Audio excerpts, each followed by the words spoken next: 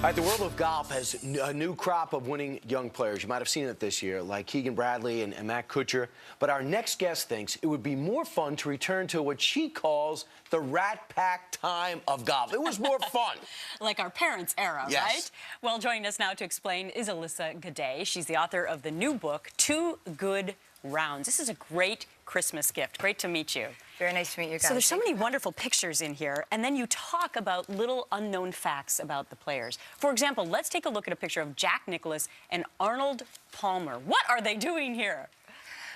This is a very interesting story that Jack had said that in precisely that era, you know, during the time in Palm Springs, they used to get together with their wives and go to, after the tournament, and Sinatra and some of these guys would come together, and then these jam sessions. And they bumped into a woman on the way to the bathroom, and her wig knocked off. So one of them picked it up, put it on their heads, they were exchanging it, went out to the dance floor and just started dancing together. I mean, it just gives you an idea of really, you know, I think it was a lot more camaraderie. And 19th hole is usually when you party, when you hang out, you look back at the round you had, good or bad, you're all hanging out together. Those days are gone currently, and it's sad to you. Well, I just think that we need to, it would help golf, you know, because of the recession, because of what's been going on.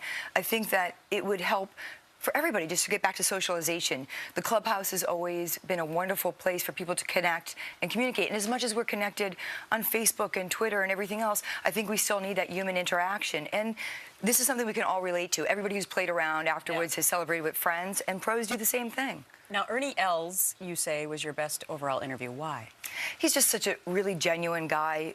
We had, you know, he said, let's sit down and have lunch, and it was very, you know, he's just a really great guy, and he has great stories, and I think he has given so much back to the game as well. He's got a great wine, too. I think he got a 96 in Wine Spectator. I believe he's holding it up, and he's a smart guy to get in that shot. Yeah, you can have a picture of me if I can plug my wine. But what about this? What about some of the golf courses? For example, the Port Royal in Bermuda. That is, it's just a stunning, I mean, I love the warmth, so it's a stunning golf course. Their 19th hole, you overlook the ocean. I mean, it's just one of those special places. We feel very fortunate to be there. So your best female interview is a woman who's been on our show a lot. It was Annika Sorenstam. Yes, and she's also like a very, really giving person. And she's also, you know, her brand has evolved immensely. And she was very sincere, too. She said, you know, when I first started drinking wine, it was red or white. And I think we all somewhat started that point. And she really has taken an interest in learning about winemaking and pairing with foods and things like that. So it has evolved greatly for her as well. A more well-rounded player and superstar. Now you look at some of the other people that used to hang out and have a few. For example, Nancy Lopez's favorite drink would be milk.